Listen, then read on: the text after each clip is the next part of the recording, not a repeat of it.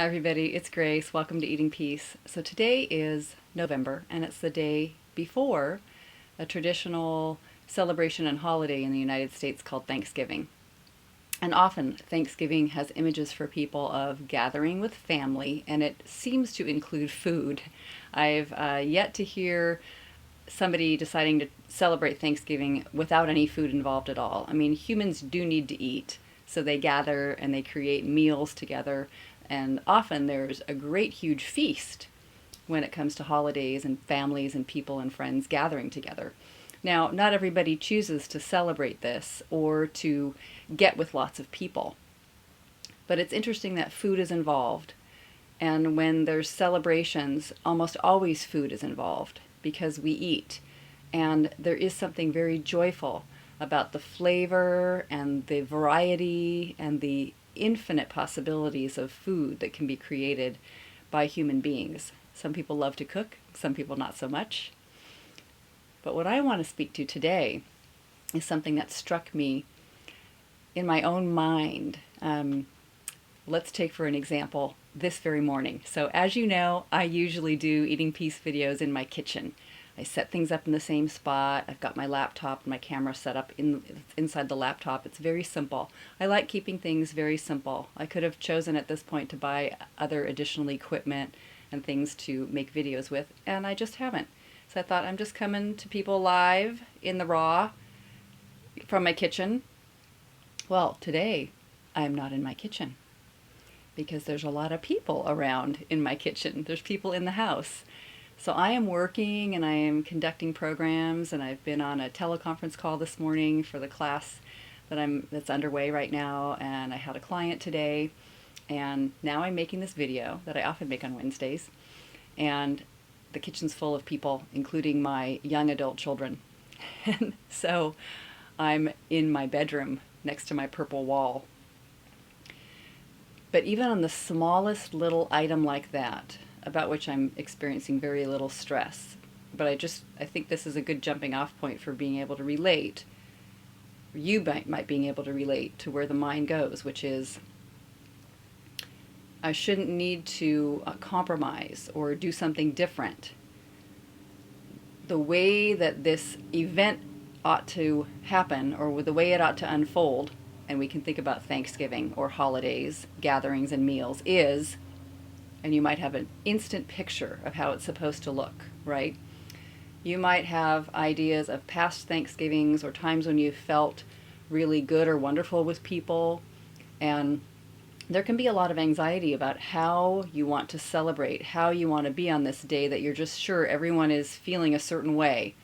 And maybe you are, maybe you aren't. You might be with only one person to whom you're related, or a partner, or just a good friend. I've heard of every different kind of combination of the way people celebrate or choose to celebrate this holiday, especially because it's not necessarily religious. Giving thanks is really the words. Thanksgiving.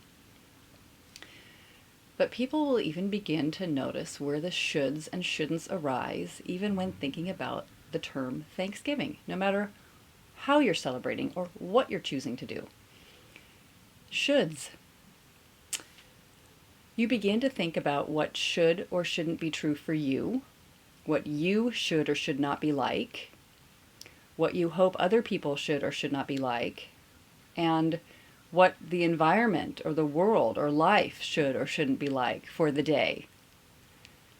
And as you begin to hope that it will be one way and wish or avoid it being another way, and wanting to line that up properly, it can become very stressful because you're imagining that life, if it's going the way the picture is in your mind, will produce a certain feeling that is good. You want it to go that way. And you want to avoid it being like that one Thanksgiving when Uncle so-and-so, said the weird things, and everybody got in a fight and whatever. You don't want that one. You want to avoid that. So we're working really hard here. The mind would love to work really hard here on making it go the way it should go so that it's best for everybody. This can be very stressful. Best way to actually dissolve that kind of thinking that I have ever found, you're not going to be surprised if you know me, the work of Byron Katie.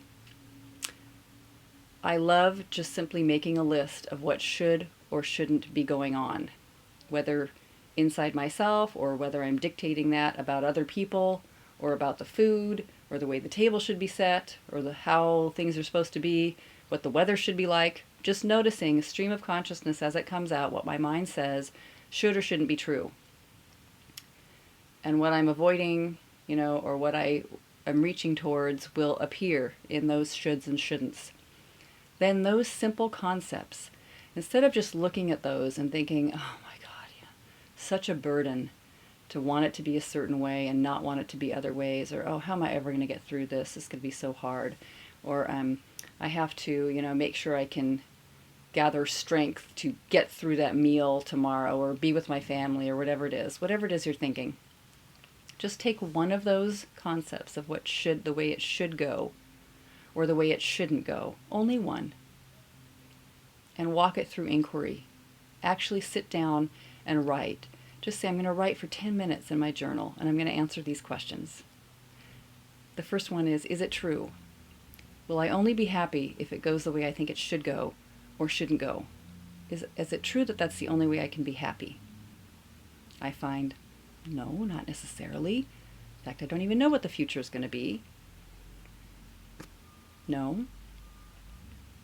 If you answer yes, it really needs to go the way I think. So-and-so needs to show up or I'm not going to be happy at this meal. Or, the food needs to be cooked a certain way. Or I need to not overeat or else I won't be happy. Very interesting, all the stuff that you come up with. But if you say yes, that's true. I won't be happy unless that happens that way. Ask yourself the second question, is that absolutely true? You're 100% positive, beyond a shadow of a doubt. No other possibility. You're sure you can't be happy unless it goes that certain way? Just see what your answer is. You got to find it for yourself. Third question, how do I react? What actually happens when I think this should or shouldn't? When I think I should be able to do my video in the kitchen, how do I react? Yeah, can't you guys find something else to do? Can you leave the house for a few minutes? Oh my God, no. Right? You see how it feels physically. Spend a little time writing there about what happens, what goes on inside of you when you are thinking this thought. And I also love noticing that shoulds and shouldn'ts happen in the future or in the past. They never seem to happen right now, right? What should be going on is really what you think should be happening in 5 minutes or tomorrow, or shouldn't have happened yesterday or when you were a kid. Who would you be without your belief? Who would you be without this concept? If you couldn't even have this thought come to mind that it should go a certain way or it shouldn't go a certain way, about this holiday, about the gathering, about the way food is, about the way you are, about the way life is, if you couldn't even think that thought, if it couldn't cross your mind, who would you be? What would that be like? Now, a lot of people get really confused, like a giant question mark over their head with this, who would you be without the thought? One of my favorite things in the world to do is to imagine, if I can't think of the way it would be to wonder what it's like without a should or shouldn't in myself, or being a human being even without that thought, what would an animal be like? What would my beloved pet be like? Do I notice the way the dog acts? The dog doesn't think that Thanksgiving should go a certain way. Neither does the cat. The trees outside in my front yard don't have thoughts about that they should be different or that other people should be different. They're not even concerned about whether they got cut down or not. That's what it's like to be, if you felt that through your whole being, infused through your whole body. Who would I be? What would I be without the belief that something should or shouldn't be? Amazing. And then the last step, turn the whole thing around to the opposite. Turn it upside on its head. It should be the way it is, not the way you want it to be. It shouldn't be the way you think.